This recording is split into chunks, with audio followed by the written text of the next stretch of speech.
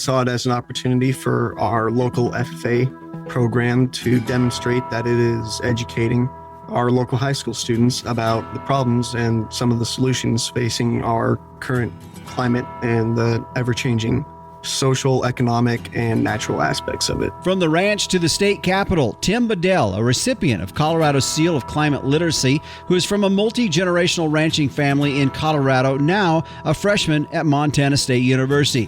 But he's finding his voice in the climate conversations, yet staying rooted in his ranching heritage. I see a lot of young individuals who are very interested in going back and working on their family farms and ranches, while at the same time continuing to implement better and new practices in order to continue to sustain their operation. And later, we'll shift from climate to cattle care as we visit with the folks from Tech Mix on how to get stressed cattle back on feed and water quickly. That's on this edition of the Working Ranch Radio Show.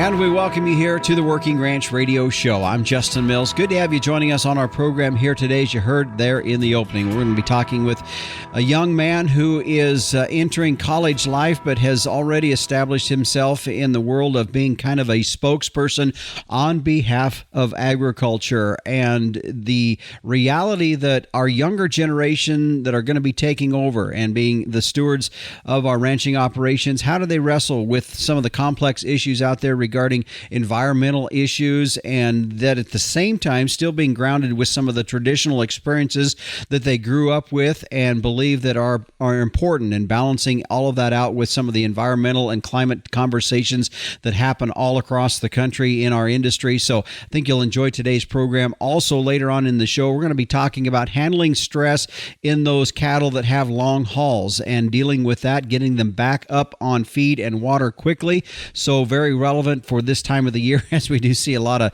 trucks up and down the highway moving cattle all across the country. That's coming up on today's show. And of course, meteorologist Don Day will be in later as we take a look at our long range weather. Hey, have you had the opportunity to listen to some of the recent programs here of the Working Ranch Radio Show? Well, last week's show was definitely a barn burner. A lot of folks tuned in to listen to that one. 10 reasons you should quit making hay. That sparked a lot of interest, no doubt, and a great conversation that we had in there. As joining us for that program was Dr. Carson Roberts out of the University of Missouri in their extension office there. I encourage you to go and listen to that before you just set your opinion on hearing the title of that show. A great episode. Again, it was 10 reasons you should quit making hay. You can find that show by going to our podcast site at workingranchradio.com, or you can find it if you have a preferred podcast provider. Do it there as well. And hey, by the way, while you are there, however you choose to listen to it, if that is the way, go ahead and click like and subscribe to that as well. That way, every time a new show comes up, you'll be able to see that, and leave us a rating or a review. That's helpful as well. Now, speaking of shows that we've also had previously, the week before that, episode 225, we were on drone solutions for ranchers, and also meteorologist Don Day was in for a little bit longer for a fall and winter weather outlook. So if you're kind of thinking and wanting to know what he's anticipating for this fall and winter, going back and listen to that one. And then another show that we had, episode 224, about 3 weeks ago, Keys to Successful Weaning, Dr. Ron Lemonager out of Purdue University joining on that. All of these shows extremely applicable to this time of the year, and encourage you to go back and listen to those.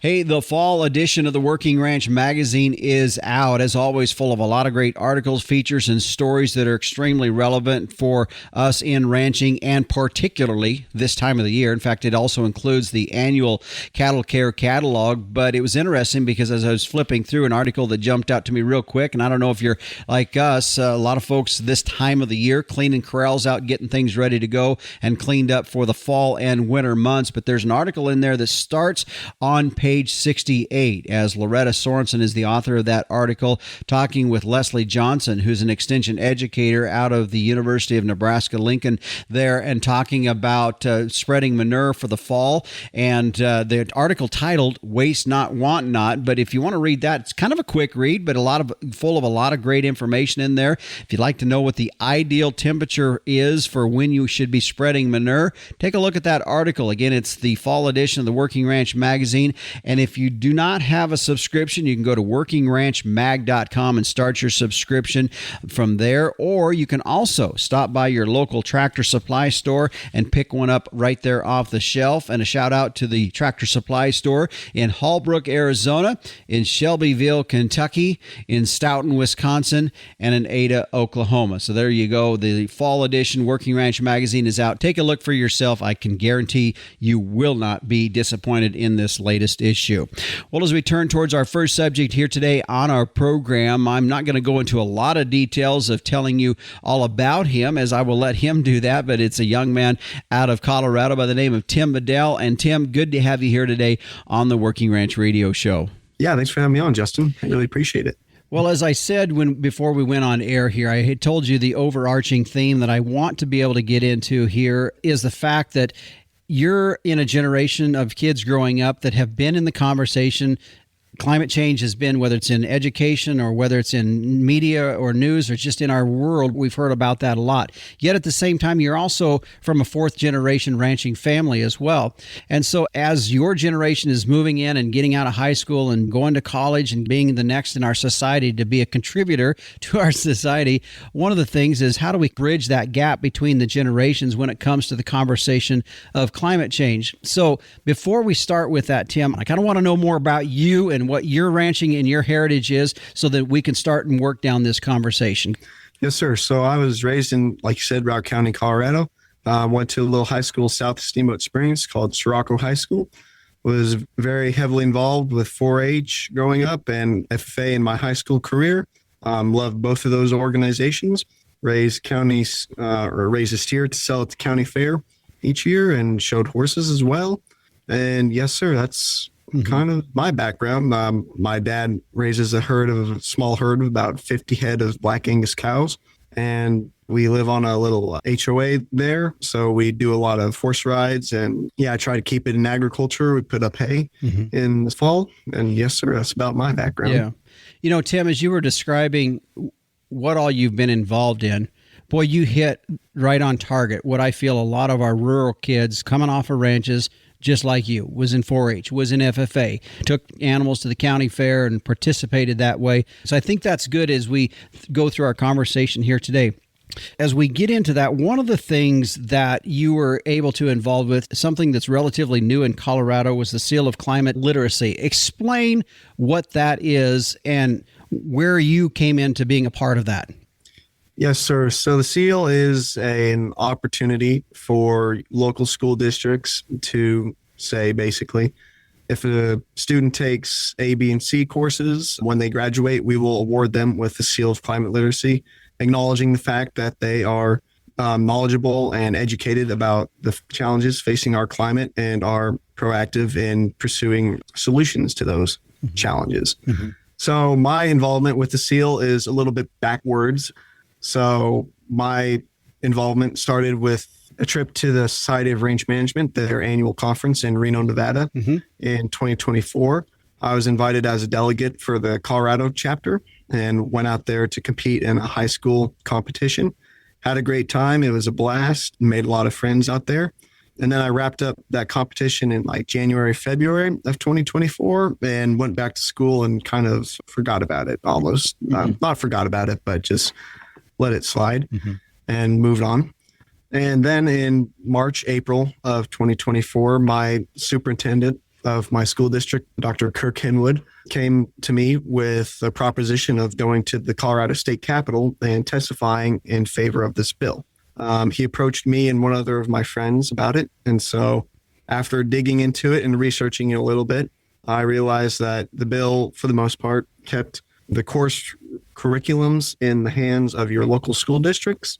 And I saw it as another thing to help students when they graduate. And particularly if somebody doesn't want to attend college and maybe just wants to go straight into the workforce or into a trade school, it would be just another credential that they could put on a resume, and it'd be an awesome experience. Also, I saw it as an opportunity for our local FFA program to demonstrate that it is educating our local high school students about the problems and some of the solutions facing our current climate and the ever-changing social, economic, and natural aspects of it. Yeah. All right. So I want you to now explain what your project was, because when I read initially the line of what it was, I knew what you were talking about. Because when we start talking about smooth brome, for a lot of us in the ranching, whether it's in our hay fields or out in the pastures, that's not necessarily a bad plant. But tell me about your project, because it is considered invasive in some areas of the country. Yet at the same time, it's useful for other folks in other areas. So explain your project and how this was your capstone project for the Colorado Seal of Climate Literacy. Yes, sir. So I started researching it and had noticed from just being outdoors with my dad and other ranchers and so forth that we use smooth brome a lot on our dry land hay pastures, as it was very hardy and we could get at least a decent or at least a hay cutting with it. And on the other hand, once I became involved in high school and FFA, became involved in range judging and began to realize that smooth brome was listed as an invader on our plant list. And like you said, invaders are not usually welcome in counties. So I wanted to dig into that and kind of pose the question of why do we tolerate it in our county? And came to realize that we do because it's one of our best producing dryland hay grasses. All right, Tim, let's take a break here. When we come back, I want you to expand a little bit more about what pushed you into this next phase of your life, the degree that you are pursuing at Montana State University. Go Cats. Snuck that in there real quick. But I want you to talk a little bit more about that when we come back here. And then later on, we're going to get into some of your plans that you would like to do after college. We'll do that when we come back. But first, here's this message from the captain, Tim O'Byrne. Hey everybody, Tim here. We're fixing to come up on 1 million downloads of our Working Ranch radio show podcast, which is really exciting. And it got me to thinking about another viral moment that we had back in 2017 when we ran a short Facebook video of the safety zone calf catchers. And it was so popular, it got 6.8 million views in the first 5 days. I want you folks to check it out, Safety Zone Calf Catchers. It's a great product for all producers. Keep you safe when you're working with baby calves, especially for old timers like me who maybe can't outrun those cows anymore.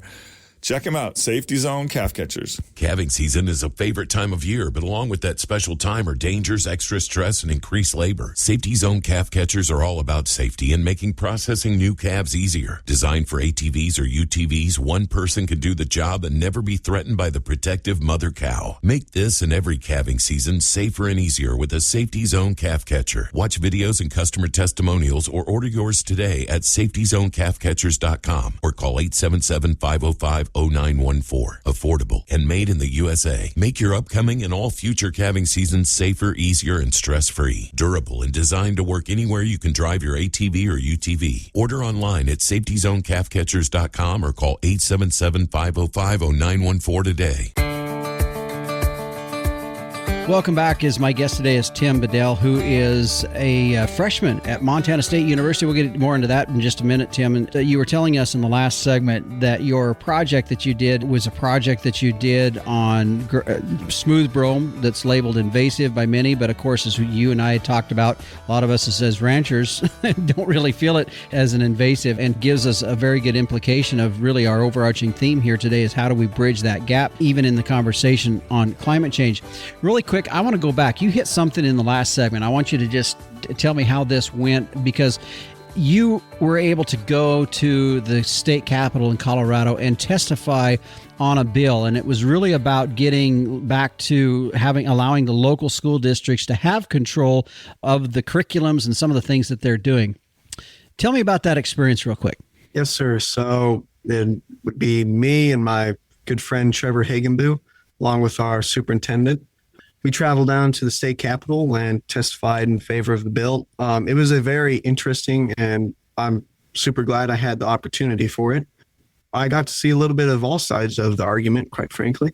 There was lots of individuals, young individuals in there from larger school districts who were very active and vocal about our government's role and maybe the lack thereof of protecting the environment and more on that preservation side.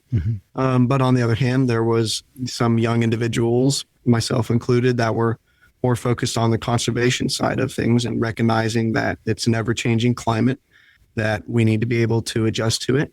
And yeah, it was an awesome experience. Got to learn a lot. Tim, do you think your testimony made a difference? Yes, sir. I hope so. That's a loaded question, isn't it? Yeah, I don't like to brag about myself, but I'd hope so. I hope that me and my friend, we got to represent some of the smaller school districts, our home school districts. We were very proud to do that. And we also got to represent some of the more agricultural side of things and ranchers and farmers. And yeah, hopefully we managed to give them a voice. Yeah.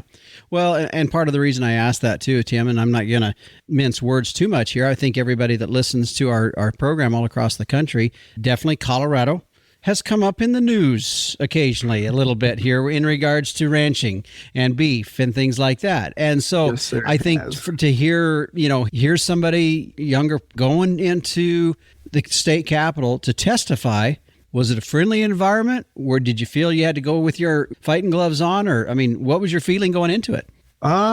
Feeling going into it was a very friendly environment. The senators of the House committee that we were in, they were very friendly and very encouraging of us younger folks to come and testify. And they're very glad to have us there. So I was happy to be there. And yeah, there was some statements that I was raising eyebrows at and rolling my eyes at, but otherwise there was some other statements that were very good. And I believe that at the end of the day, we were all there in favor of something that we believed would make a good difference in the future of our state and our school districts. Yeah.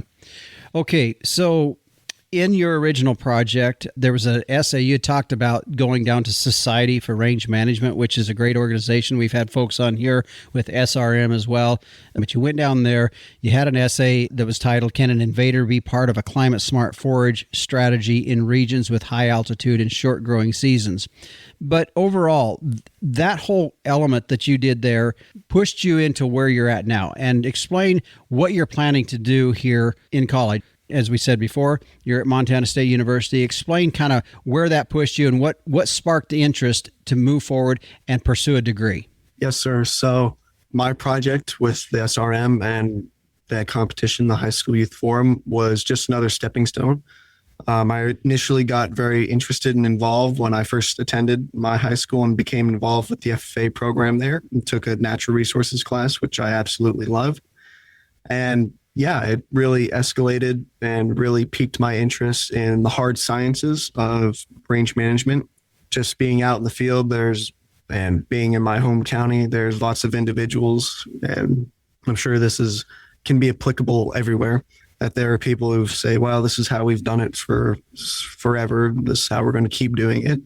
And that works. It's worked for quite a while, but there are practices that can be improved and ever changing. So it really piqued my interest in really just getting a formal education in the field and being able to get that knowledge from an accredited institution and bring it back to my home county. Mm-hmm.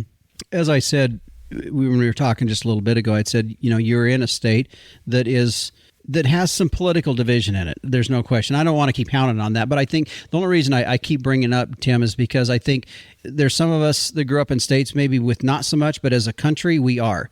So as you move forward in this and you're looking at, how do we bridge that gap between where you're at and what you see potentially and then previous generations, what do you see that you feel your generation can do to bridge that gap?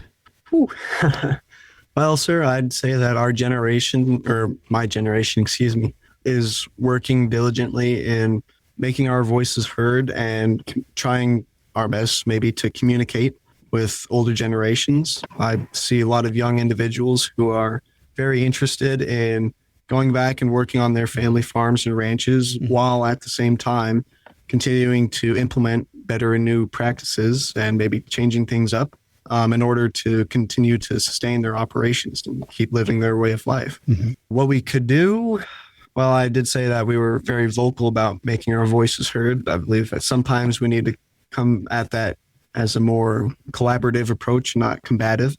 But for the most part, I see a lot of enthusiasm and a lot of hard work going into my generation. Yeah. Tim, do you think science is behind the future of ranching? What I mean in that, Tim, is do you feel like science supports what we as ranchers do when it comes to climate issues? Yes, sir. I think science can support it, and I think it does support it. Yeah, I think science is a very large and contributing factor to a lot of our practices that we use nowadays, that we have been using historically. And I believe that it does support what we do in agriculture. As you head into, and we talked a little bit about what sort of piqued your interest looking at a degree at rangeland ecology. If you were to back up to as you were growing up, and as we've talked about, you're a fourth generation rancher yourself, so it's not like you guys just woke up on the side of the road yesterday with a cow on your place. So you've been around it for a little bit. But as you were growing up, what do you feel were things or points in your life that you can remember to say, that was what interests me and that's what I felt I wanted to go into? You have anything like that? Yeah, probably. I'd say moving cows with my dad, quite frankly, and just going out with him in the field. And really, whenever we would be outside in the field, he would always be very keen on pointing out different plants and flowers and grasses to me, kind of explaining what they are, why we use them, whether they're good or bad, particularly the very poisonous ones, such as water hemlock. Make sure to stay away from those. Yeah, and then also during my high school years, I would work with a rancher in the south of the county on a much larger cattle operation. And it seemed to me like almost every day of the summer we were moving cows. And so I always was trying to figure out, I was a little shy and kind of too scared to ask why we were moving the cows, where we were moving them to. But as I got older, got into high school and 4-H and FFA and so forth, and started to realize that we're moving them due to water and feed constraints. And yeah, I mean, that really just piqued my interest in the field. And I always realized that water, especially in the West, was a very big driving factor behind a lot of the things we did. So yeah. Yeah, that's a good point. And you're exactly right. We can talk about how important oil and gold and all those kinds of things are, but water is pretty important, and you know it where you were raised in Colorado, don't you? Yes, sir. Okay, Tim, let's take another break here, and when we come back, I want to talk about what your plans are after college as we continue to talk through this, and then we're going to continue a little bit further to talk about just bridging this gap with your generation, the older generation on that. You get that off and on a little bit, but we'll kind of wrap things up with that. We'll take a break and be back after this. This segment today brought to you by Allflex. It all starts with the TAG, the most trusted portfolio of ID solutions. It all starts with the TAG. Identifying each animal allows you to better manage the entire herd and control your operation's future. For nearly 70 years, producers have chosen Allflex for individual animal management.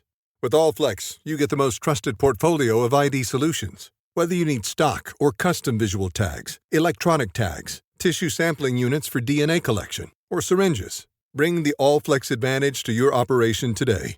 Visit allflexusa.com to learn more. My guest today is Tim Bedell. He is a recent graduate of Sirocco High School out of Colorado. They're just a little bit west of Steamboat Springs, Colorado, up in the mountains there. And, of course, in that part of the country, I know, Tim, you talked about you guys being a cattle ranch, but I know there to the west of you over into Craig and down into Meeker, Colorado, awful lot of sheep in that part of the country, or used to be for sure. But Colorado, of course, has had a long, long history of the ranching and agricultural industry. And Tim, as we continue on in our conversation, we've heard you talk a little bit about how you got inspired and moving into your degree at Montana State University in rangeland ecology. And as we look at this, getting back to what you plan to do after college, what's something that I guess this is going to be the thing that's driving you to finish a degree and keep moving on. But where do you feel your degree is going to help in the areas that you see needs to be beneficial to see the future in ranching and in agriculture? Yes, sir. So after college, I would love to return back to my county and just stay connected to my roots, my agricultural roots there. In my county particularly, I see a lot of urban growth. It's a small ski town, and it's in the middle of valley. So it's no eastern plains where we've got miles and miles of fields. So what little agricultural and land we do have, I do see that it's being encroached on and going away due to the growth of just buildings. Yeah. So I'd love to return there. And also, I noticed that there's a lot of ranches being sold and subdivided into more private estates where people can buy summer homes. And I do see that they do have quite a few acres that they may not be utilizing. And I would hope to return and maybe become involved with working some sort of deal out where we could run agricultural livestock on those lands while they're not in town, or put a pay on their lands, like whatever we can do to kind of continue to utilize and continue to be stewards of the land. Yeah. Tim, does that concern you, what you see there? And you're, as I said before, I mean, you're in a prime area to really see ranches being sold, subdivided, all of that kind of stuff happening, but it is also happening in other parts of the country as well. From your perspective and your generation, what's your thoughts? Does that concern you? I mean, I'm guessing it does. You kind of addressed it just a little bit ago, but expand on that a little bit more. Yeah, it concerns me, and it kind of makes me sad to see traditional family ranches and land where agriculture has really been the root and the heart of the valley, kind of shifted more to urban growth and more of a secondary component to the economy of the ski town. But on the other hand, as a young individual, I believe that people have the right to purchase land, build a house, and chase that American dream with a white picket fence. Mm-hmm. So it's a double-edged sword for sure. But on one hand, yes, sir, I am concerned about it. But on the other hand, I'm hopeful for the future and looking forward to ways to working with those individuals and continuing to keep the land in agriculture. Yeah. I want to get back to initially our overarching theme here today, and that is really about how do we bridge that gap with the younger generation that have been in a society that's had conversations over and over about climate change versus an older generation that maybe kind of holds that to a little bit of a distance and not really wanting to have those kinds of conversations. One of the things that made me want to interview you on this, because you are addressing land issues, rangeland issues that always does come up when we start talking, when any kind of conversation, whether you believe it or don't believe it, is land. And so how do you feel you need to handle the issue of dealing with that conversation when climate change comes up in a conversation with folks between you, your generation, and folks that maybe don't want to have any kind of conversation, believe it or not, or science or not, or anything like that about any sort of climate change? Tell me how you feel we can bridge that gap. I believe that we can bridge that gap by recognizing that there's benefits and good nuggets of information from both sides. Perhaps on the older generation side, there's people who have been around their whole life in the agricultural field and the industry and can recognize patterns and recognize what works, what doesn't work. On the flip side of that, there's individuals who are going off to college, getting an education, perhaps getting a wider look at things on a more global or macroeconomic scale. And there's also younger individuals who are going out and pursuing technologies that could enhance and help improve our practices, such as radio collars and radio ear tags on cattle. You know that for sure. So bridging that gap, it's a tough question, but I think that both sides just sometimes need to take a step back, take a deep breath, and realize that the other side has a valid viewpoint and valid information, and that they might be able to learn something from it. Yeah, yeah. As you look ahead, and I know it's still, it's tough to always say, okay, what's the next 20 years going to look like? But I'm from a generation that definitely is changing a few things than how I was raised and how we ranch. But I mean, in 10, 15, 20 years, where do you see ranching fitting in with everything and being a part of our society? Well, I believe that ranching and agriculture is going to remain lifeblood of our society. I think that people need to eat, and whether that be crops or animals, people need to eat something. However, I kind of already see it happening within my home county see that operations might get smaller, maybe no longer owning the land that they run their operations on, and also have a good heavy amount of agritourism maybe worked in there to help stimulate the income for that ranch and that operation. That's just my wild card predictions. Sure. On the other hand, I might also see that operations might get bigger and continue to conglomerate and buy up smaller operations and just continue to grow. Mm-hmm. Tim, just kind of a final question here, because one of the things, as you had went through, you had gotten your seal of climate literacy through Colorado there, and as a high schooler, an interest in range land, range science, those kinds of things. How big of a topic do you think we're going to have in that same time frame when we look out 10, 15, 20 years out? Are we going to have the same sort of conversations about climate change that we've had the last 10 years? What do you think? In the next 20 years, do you think we'll have that, or will we have more of an understanding of where ranching's a part of it rather than ranching being on the chopping block of that? Yeah, I think that I would hope so, that we would shift the conversation to how do we incorporate and continue to improve our ranching practices so that we are part of the solution. I believe that it might be a little short-sighted to put ranching on the chopping block. I believe that's very short-sighted and not a smart move at all.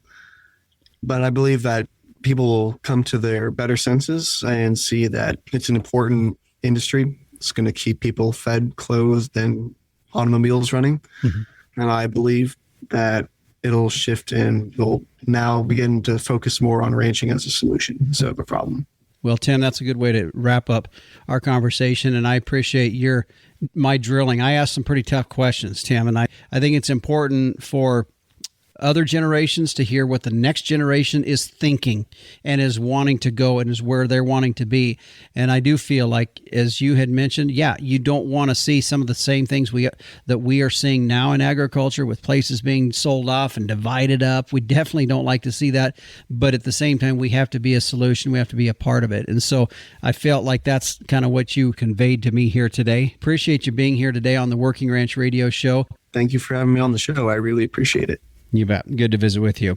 And our guest here today, Tim Bedell, who is currently now a freshman up at Montana State University up in Bozeman, Montana, with studying for a degree in rangeland ecology, but from Colorado there, just west of Steamboat Springs, graduating from Sirocco High School. And of course, while he was there, earned the Colorado Seal of Climate Literacy. And as you heard him talking, he had a little bit of a different approach than some others that were there, as he was representing agriculture. So I appreciate him standing up and doing that on behalf of agriculture. And by the way, if you'd like to find out more information about the Seal of Climate Literacy and what that's all about, you can go to their website, and it's just that, sealofclimateliteracy.org.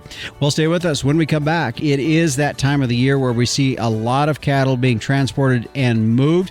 And one of the things that's so critical when they get to that new location is that they are getting up, eating, and going to water. We're going to talk about that coming up next. This segment today brought to you by the American Gelbvieh Association. Meet modern industry demands for feedlots and carcass traits with Gelbvieh and Balancer Genetics. Find out more at gelbvieh.org.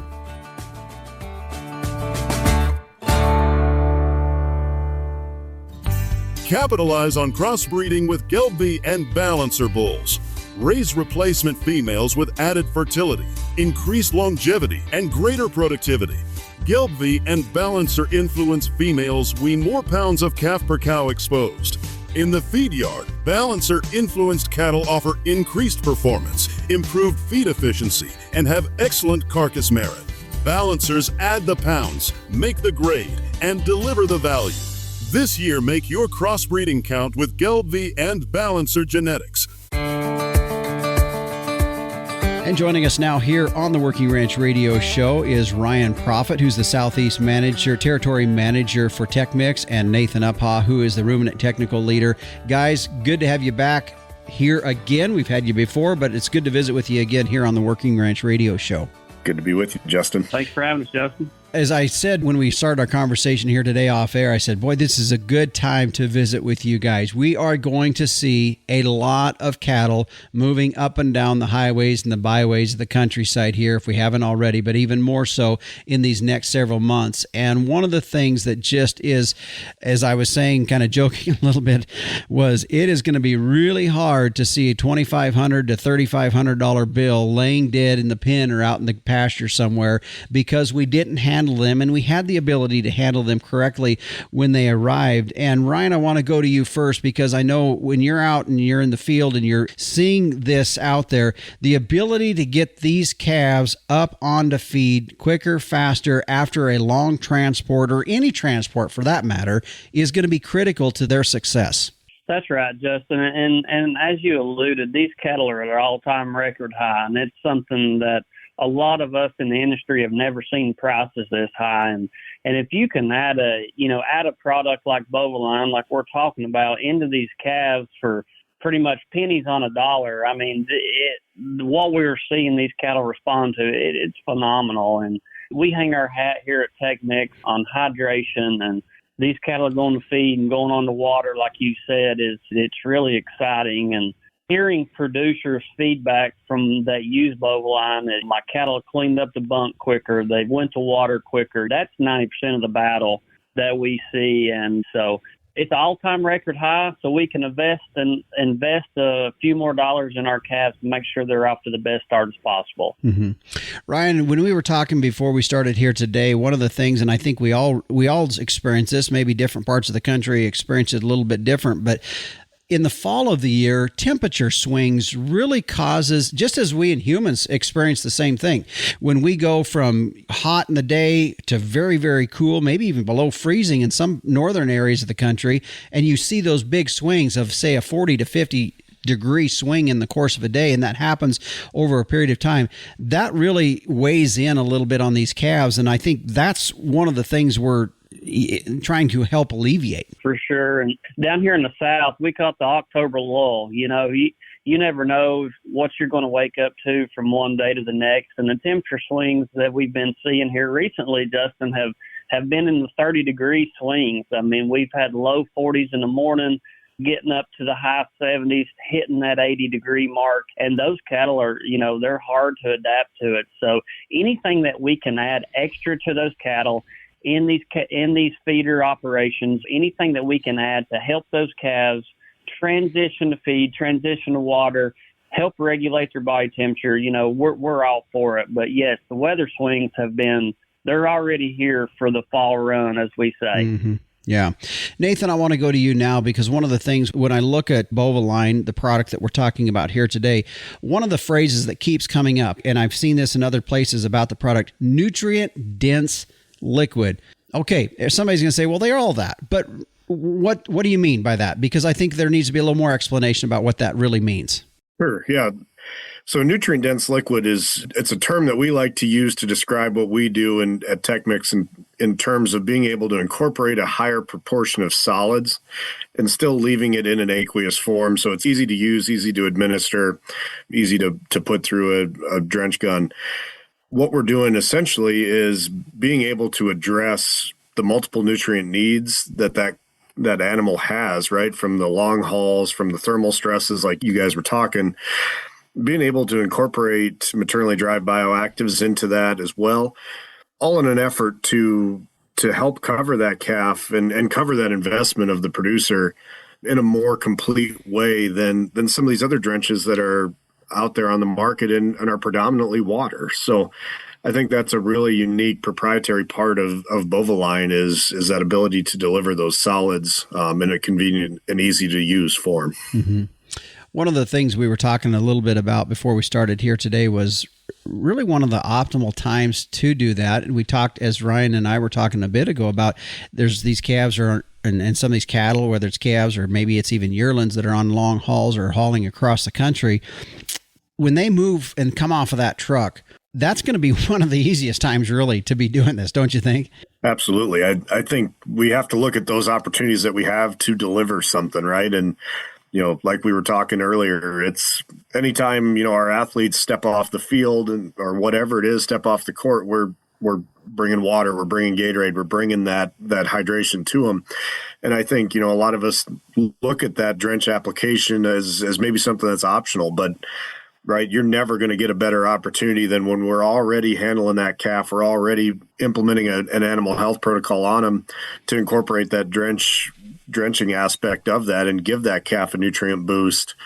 Again, it's going to take them time to find feed. It's going to take them time to build up, some of these other stores in their body that they have to replenish. And any opportunity that we have to help short circuit that, I think, is going to end up in profitability for the producer. Mm-hmm. Real quick, Nathan, I want to go to you with this quick question. Then Ryan, I'll go back to you about stockers and background in cattle. But when you talk about that and applying this product when those cattle are arriving, talking about reducing that stress, then we're also going into another conversation about the efficacy of what you are applying to those animals. Reducing that stress also improves efficacy.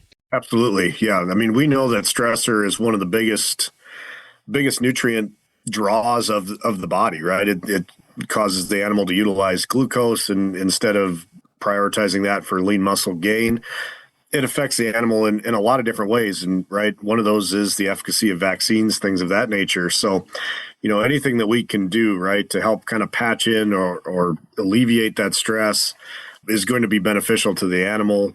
Those maternally derived bioactives that are in Bovaline are going to help work to build that healthier gut, build that healthier environment in the rumen to help those animals get on feed and take off faster and ultimately overcome that stress. That's the biggest goal, right, is getting those animals on feed and getting them back righted in terms of the stresses that they incurred on that transport. You bet. Ryan, I want to go to you now. We've alluded to it just a little bit ago as the type of cattle that we do see being transported across the country this time of the year for the next several months, all the way up and through probably through the winter months. And your background, your knowledge of the type of cattle, stockers, feeders, maybe even some slaughter type animals that are moving across and going to places. Tell me what you're seeing there. Sure, Justin. Well, we're seeing everything from 300-pound calves that are pulled off of mama, whether they be in a drought situation and grass got short and, they're going to go ahead and try to wean early. And so we're seeing everything from 3 weights all the way up to those slaughter cows. I have a couple customers that buy some of those slaughter cows that turn out maybe for 30 days or whatever. They're transported, they're stressed. Anytime we get those cattle out of their normal environment, they're stressed, right? So I want to help those producers that we work with alleviate that stress. That way those animals get off the truck, go out in the field, they're grazing, they're coming to feed bunks, they're coming to water. So yes, we're seeing anything from 3 weights on up to the turnout cows, if you will. We're seeing it used all across the spectrum. And just real quick, one other thing, I didn't mention this because I'm looking at pictures and I realize not everybody else is, but this is a drench correctly in terms of its application. Yep. Bovaline comes in a 32-ounce bottle or a gallon jug or now a 2.5-gallon jug as well. So, again, trying to be user-friendly and easy to implement on operations. All right. Well, guys, looking here, I see that the website, if folks are interested in more information, is bovaline-drench.com. Now, Bovaline is spelled BOVALIGN-drench.com. That's where you can go if you want to find more information. You can find a rep in your area by going to the website. You can also send an email from there and it'll get shuffled out to the rep in your area. Also, check with your local veterinarian or your local animal health distributor rep as well. Ryan, Nathan, always good to visit with you here on the Working Ranch Radio Show. Thank you very much, Justin. Good to talk with you. Thanks for having us. You bet. And again, that was Ryan Profit and Nathan Uphaw with TechMix Global as we were talking about Bovaline. Again, that website, if you'd like to find more information, is bovaline-drench.com. Well, stick around. Meteorologist Don Day is up next as we take a look at our long-range weather. When it comes to building fence, driving those steel posts can be exhausting and absolutely backbreaking. But there is another way you could be doing this. Now, I'm not talking about those bulky and expensive gas-powered or hydraulic pounders. What I'm talking about is the Man Saver Post Driver. Yeah, it's called the Man Saver Post Driver by Roar Manufacturing. This is a portable, lightweight, easy-to-use post driver that runs off of any small air compressor and is 100% made in the USA. The Man Saver Post Driver Driver comes in a variety of models from driving posts ranging from vineyard stakes to T-posts and all the way up to 3.5-inch diameter posts. While it may be called the Man Saver Post Driver, shoot, I've heard some go as far as calling it the Marriage Saver Post Driver. But take a look for yourself. See it in action when you go to their website at rohrmfg.com. That's ROHRERMFG.com. Or if you want to talk to a real person, give them a call at 800-980-7599. The Man Saver Post Driver, the portable, lightweight, and easy-to-use pneumatic post driver where the name speaks for itself. Today's Long Range Weather brought to you by Long Range Cattle Dewormer. You know, we always focus a lot in the spring and the summer months on a good parasite control program, but did you know these fall and winter months are equally and maybe even more importantly, so that the cattle are not having to have that competition in their body for getting all of the nutrients out of the feed that they're consuming? Well, with Long Range Cattle Dewormer, you can get up to 150 days of parasite protection in just one single dose. Take the parasite pressure off of the animals, allowing them to gain the weight, stay healthy, and do what they need to do during these fall and winter months. If you'd like to find out more, you can go to their website at longrangedewormer.com. Well, as we turn now and take a look at our long-range weather, standing by is meteorologist Don Day. And Don, this past week or so, we've sure seen a lot of fluctuating temperatures all across the country. But when you look out for the next 7 to 10 days, what do we see for temperatures that's going to help some of that Midwest part of the country cure that corn crop out? Well, it looks like for those areas, they'll be able to get some growing degree days going again. If you look at the first 10 days of September and you add the last week of August, a lot of the nation's midsection, including all of the Corn Belt, especially the Corn Belt Northern Plains, have had some temperatures as much as 10, 15 degrees below average. So to finish out some of the crops, talk to some farmers in Nebraska. They say they need some more time. The good news is it is going to be getting warmer. And at least for another week or so, there's no big threat of a big wave of cold Canadian air crashing in to end the growing season. So I think overall it's good news. Mm-hmm. Don, looking at the drought monitor map, not a lot has changed on that. The dry area continues to be down kind of the spine of the United States to the west of the Continental Divide. What does that area look like? Are they going to see some rain coming up here in this next 7 to 10 day outlook? Well, good news is they've been able to pick up a little bit of moisture this week, and there's going to be another system moving out of the Pacific Northwest into the interior West next week.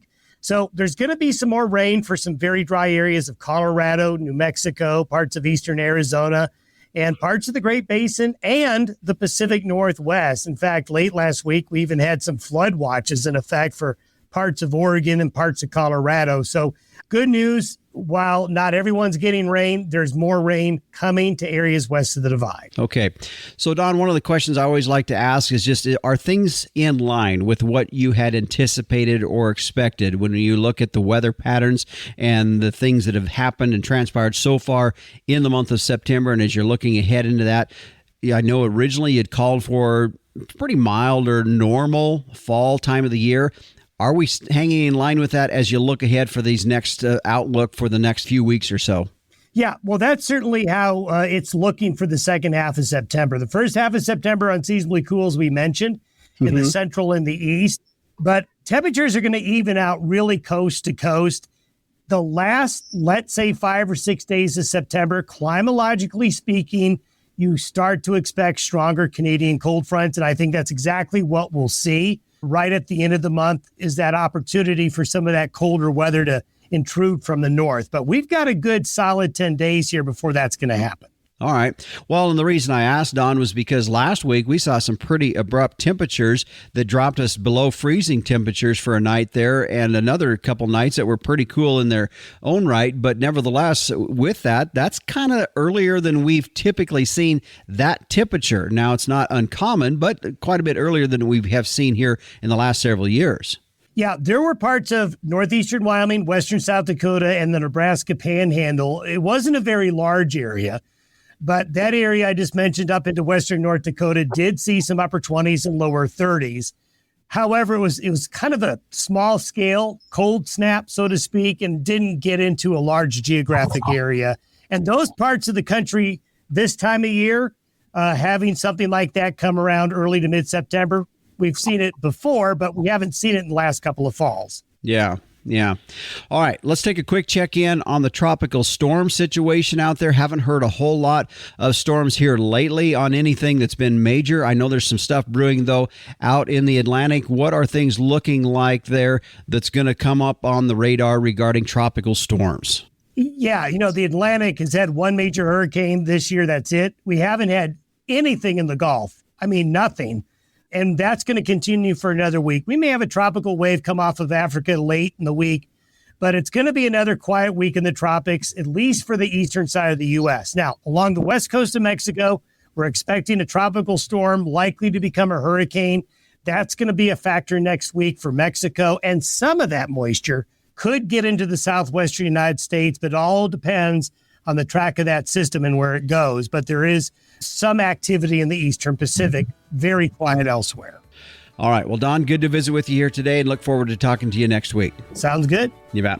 And again, that is meteorologist Don Day with a look at our long-range weather. If you want to follow along with him in his daily video podcast, you can find it at dayweather.com. Today's long-range weather brought to you by Long Range Cattle Dewormer. Bigger gains, stronger returns on sale days all start with Long Range. Learn more at longrangedewormer.com.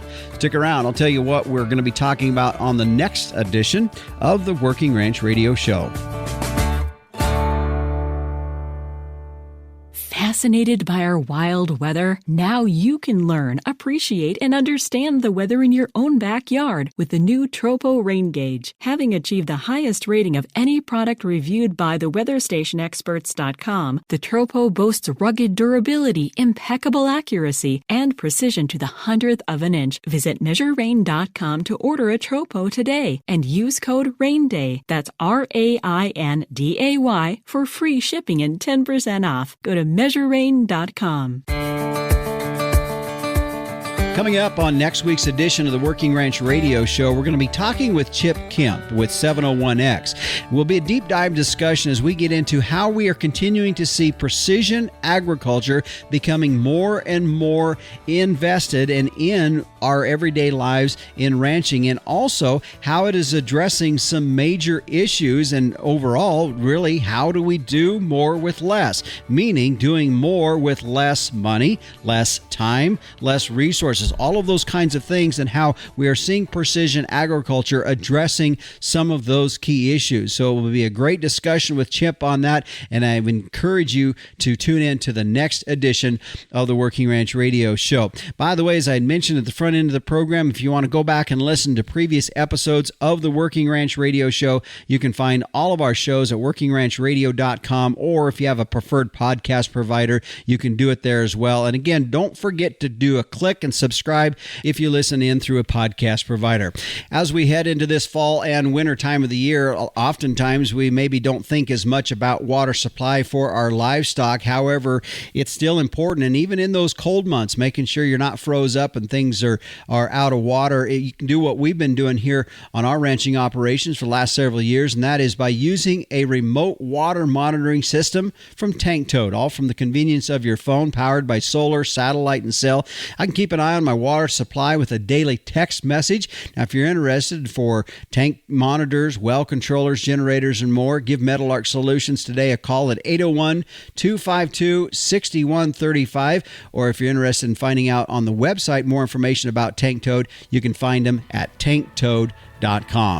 Well, the Working Ranch Radio Show is a production of Working Ranch Magazine, branded #1 by America's Ranchers. If you'd like to get a hold of me, questions, ideas for shows, or comments, you can send me an email at justin.workingranch@gmail.com. Thanks for tuning in. Be sure to join us on the next edition of the Working Ranch Radio Show. I'm Justin Mills, and until next time, keep your chin down and your mind in the middle. So long.